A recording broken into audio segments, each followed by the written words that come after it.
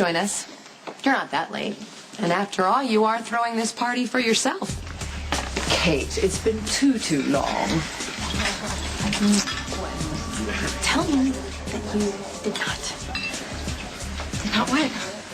It must be an awful moment, and I can empathize. I almost showed up in a duplicate dress once. Granted, I didn't. And I wasn't late or alone. But I was very nearly mortified, so I know exactly how you feel. Yes, someone sabotaged the elevator. You didn't get stuck. That's why I was late.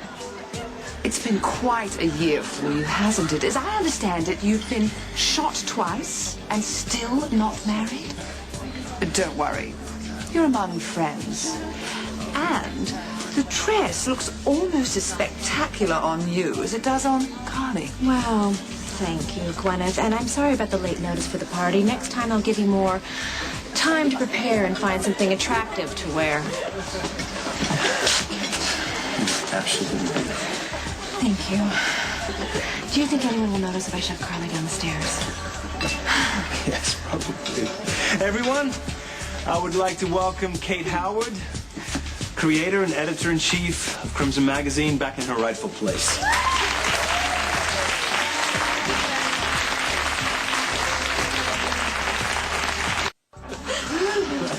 Well, Kate's back on track and ready to retaliate. How mad do you think she is about the dress? Postal, especially on a night like tonight, her re-entry to fashion, and then someone who's not even in the business shows up wearing her exact same dress and looks better in it. Nightmare. I'm just so happy to be back at work. Well, darling, your latest issue of Crimson was stunning. Thank you.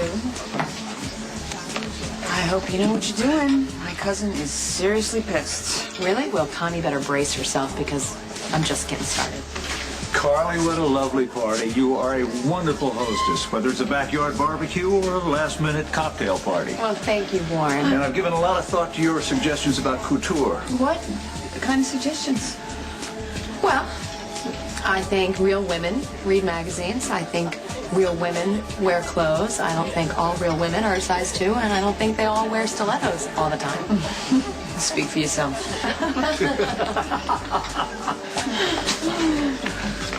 Warren, it's so nice of you to make Carly feel welcome, especially in light of the divorce. She did tell you that Jax is divorcing her. No, I'm sorry to hear that.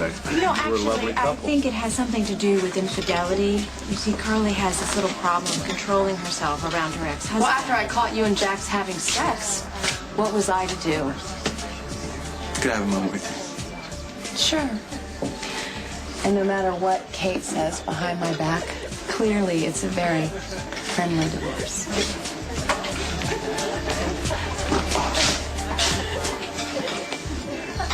It was so kind of you to fly out all the way from the city just for one night. Thank you. I'm sure you'll be back on your game very soon. Oh, I already am. Well, I must say you're doing extraordinary work, especially on this latest issue. Only Kate Howard could get a world-class magazine out the door from her hospital bed. Wow, I do have a very capable staff. Clarice, you are a miracle. Well, you won't think so if we miss the last plane out of Port Charles tonight. Then by all means, let's get out of here. I want desperately to wake up in Manhattan. How you live here, Kate, is beyond me. You my best to Jax? I will. I would have thought he'd be back by now. Oh, I'm sure he's on his way. Have a safe trip.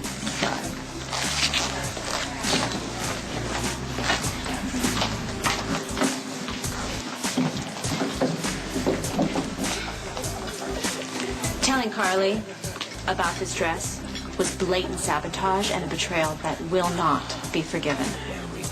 Connie, it is just a dress. I welcomed you back to the office. I held your job when you were sick. And how do you repay me? Calm down. I am going to be a laughingstock by tomorrow morning. The party was fine.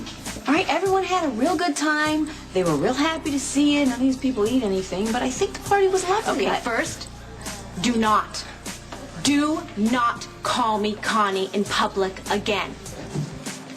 My name is Kate Howard. Second, don't presume that you understand anything about the fashion publishing industry or exactly what was going on in this room. And third, stop pretending that you give a damn about my feelings, because clearly you and your new best friend Carly found the entire experience amusing. It is amusing. Honey, you are amusing. I mean, if my brothers, excuse me, your cousins would have been here, they would have rolled on the floor laughing, watching you work this room, working these people, walking around like you're all smart and powerful. Honey, you don't even know your enemies from your friends. I guess that's why you have to have a party for yourself in the first place. Okay, Olivia, this is what's called a professional occasion. But you wouldn't understand that, right? And I'm just so glad that you found my humiliation amusing. You set yourself up for it when you slept with Carl's husband. You can't think she wasn't going to retaliate. Yeah, right, of course. Of course you're going to see it that way, because, you know, you never really made anything of your life. You know what, Connie? What? You're a real jerk.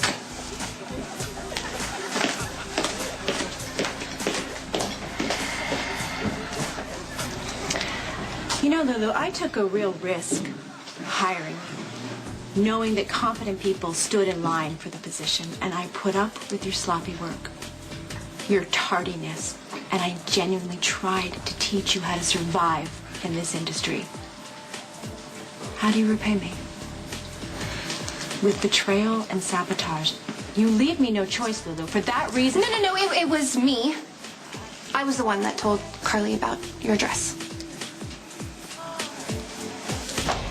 Obviously, if I had known Carly was going to be able to get that dress in time, I would have given you a heads up, but I didn't want to make a big deal out of it. Go on.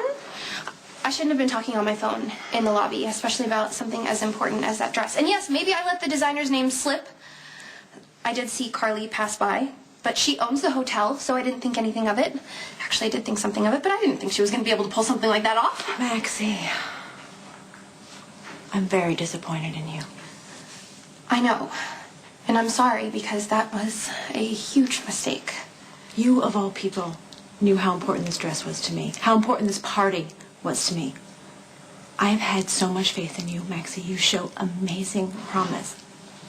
But I did tell you both a long time ago that if I fired one of you, I'd have to fire... I'm firing my assistants. Oh. On what grounds? Well, Jax, Carly didn't show up at the party in that dress by accident. You're firing them over a dress. Yes, Jax. This is a fashion magazine. My entire career is based on the concept of a dress. Who is wearing it, to what event, who made it. And this kind of blatant sabotage is insubordination, and I don't know, would you tolerate it? Can you prove that they told Carly about the dress? Well, no. So there's a million ways she could have found out, right? I mean, she could have snuck into the office here. She probably has a key and looked around and... Yes, Jax, but Maxie just admitted to me that she let Carly overhear. So, I cannot tolerate this kind of sabotage, and I'm going to have to fire them both. Clarice will have 2 new replacements here by tomorrow morning. Kate, I know that you've had a rough night. But taking your anger out on your assistants isn't fair either, especially Maxie. I mean, she did really great work when you were in the hospital. She got Crimson out the door almost single-handedly. She got our numbers up in our key demographic. I mean, you should be thanking Maxie, not firing her. Hey, Jax. You know what? A raise wouldn't be out of the question. I never agreed to let you micromanage my personnel decisions. I hate to do this, Kate, but I am the primary investor. You can't fire them.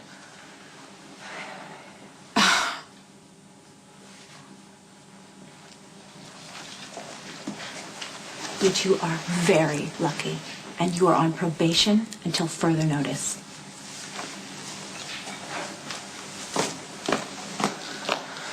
Thank you. It's okay. You just keep up with good work. People are noticing, even if she won't admit it. Lulu? Discretion. Okay, you let Carly figure out her own problems. I assure you that she's more than capable. What just happened? Why did you cover for me? I have no idea.